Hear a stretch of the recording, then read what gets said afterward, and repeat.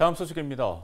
동두천 시의회에서 공중 화장실 등에 대한 불법 촬영 예방 조례안이 발의돼 이목이 모였습니다. 여성의 안전한 도시 만들기에 어떤 영향을 미칠까요? 네, 동두천 시의회 최금숙 의원을 전화 연결해 보겠습니다. 의원님 나와 계십니까? 네, 안녕하세요. 네, 자, 공중 화장실 등 불법 촬영 예방 조례안을 내셨습니다. 먼저 이번 조례안을 발의하게 된 배경이 무엇인가요? 공중화장실 불법 범죄 뉴스가 요즘 많이 끊이지 않고 있잖아요. 그래서 이렇게 단속이나 처벌은 사법기관의 몫이라고 봐요. 이 문제가 심각한 사회 문제로 떠오르는 이상 이제는 우리 지자체에서도 나서서 불법 촬영 근절을 위한 체계를 좀 만들어 봐야 되겠다라고 생각했습니다. 그래서 불법 촬영의 주된 피해자인 사회적 약자인 여성이라고 봐요.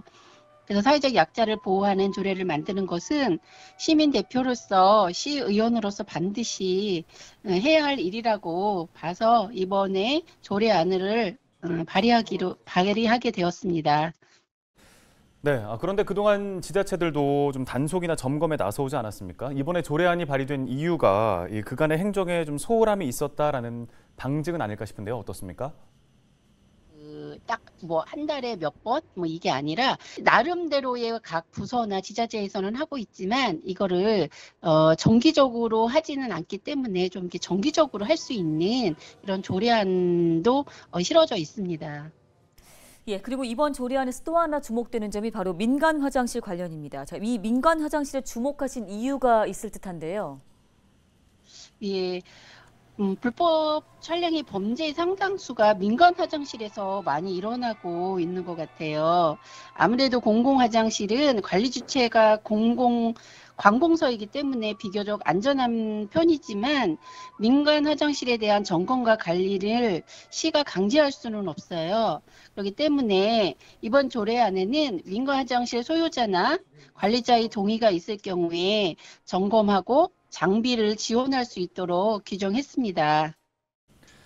네, 이번 조례안이 여성이 안전한 도시를 만드는 데 좀 도움이 될 것 같고 그 결과가 도시 경쟁력 향상으로도 이어질 수 있을 것 같은데요. 어떻게 보십니까? 세상의 절반이 여성이라고 봅니다. 본 의원은. 그리고 여성의 안전은 결국 남성의 안전과도 일맥상통한다고 봅니다. 세상 모든 남성들은 어머니가 있죠. 자신의 어머니, 누나, 여성, 딸을 한 번이라도 생각한다면 여성을 대상으로 한 범죄는 상당히 줄어들지 않을까라는 생각이 듭니다. 결국 여성이 안심하고 사는 우리 동두천을 만드는 것은 결국 모두가 안전하고 행복한 동두천을 만드는 밑거름이 될 것이라고 봅니다. 네, 관련 말씀 잘 들었습니다. 지금까지 동두천시의회 최금숙 의원이었습니다.